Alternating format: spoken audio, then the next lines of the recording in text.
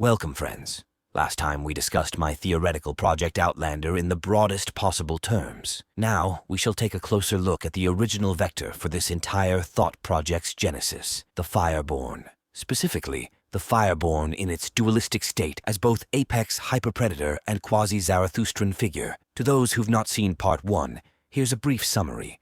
Imagine a Tyranid hive fleet, or the Yuuzhan Vong from the Star Wars Legacy novel series, but replace their incessant desire to devour or dominate all other life in the universe with the desire to cultivate cosmic diversity.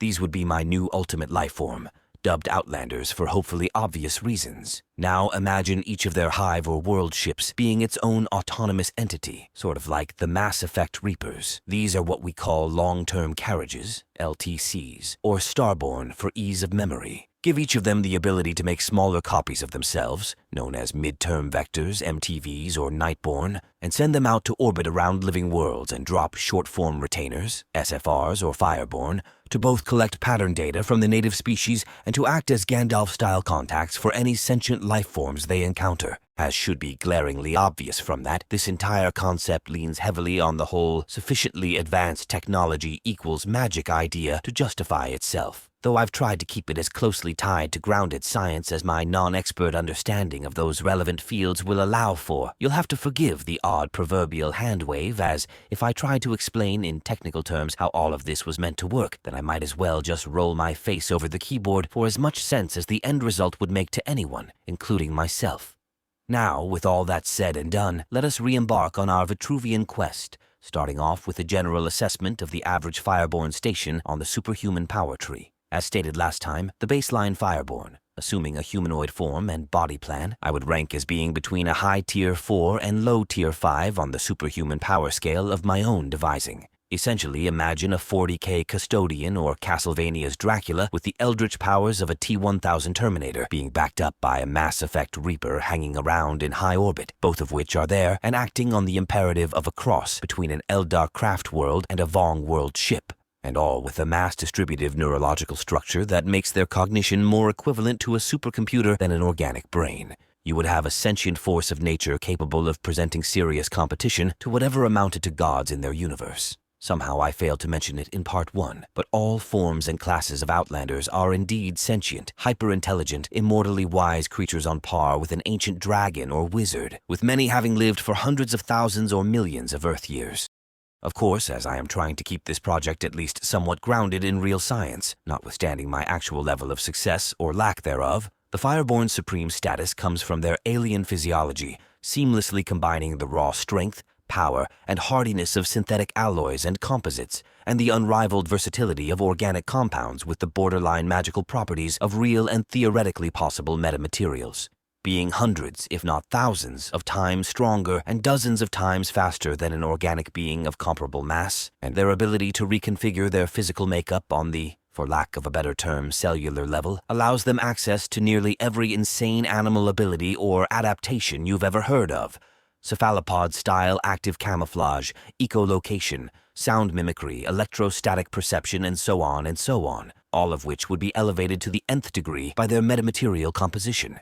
At a more fundamental level, their artificial biology, being as it's not formed on a water-based chemical solution table, carries the inherent benefits of being hundreds of times more energy efficient than an organic life form, since, unlike one comprised of independently living cells, an Outlander's body only consumes energy when actively doing work. This means that during periods of low to moderate activity, a Fireborn could potentially go without food for months or even years, depending on the state of their reserves. Naturally, their innate material resilience also lends its weight to mental applications, what with the brain being just another aspect of the body.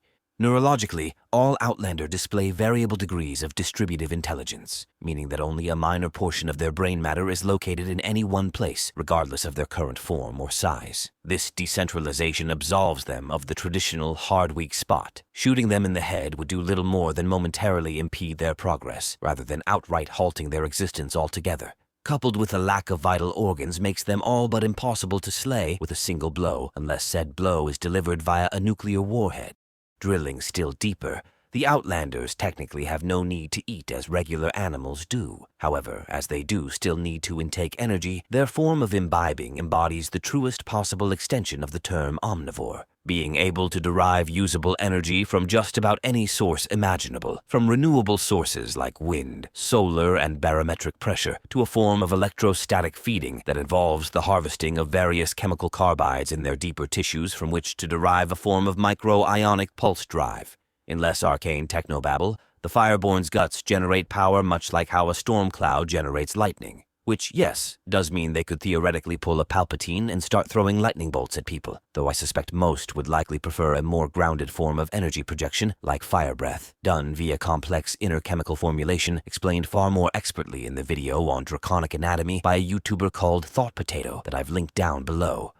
So, to sum up, the average Fireborn has the athletic prowess of Spider-Man, the longevity of a perpetual, the preternatural senses of a werewolf or vampire, the godlike tactical and strategic prowess of Batman, the physical mutability of a literal killing machine, are nigh inexhaustible and have a combined billion years of cosmic wisdom at their disposal. If that's not a contender for the ultimate life form, then I want to know what kind of universe you're living in, because it's one I really don't want to visit.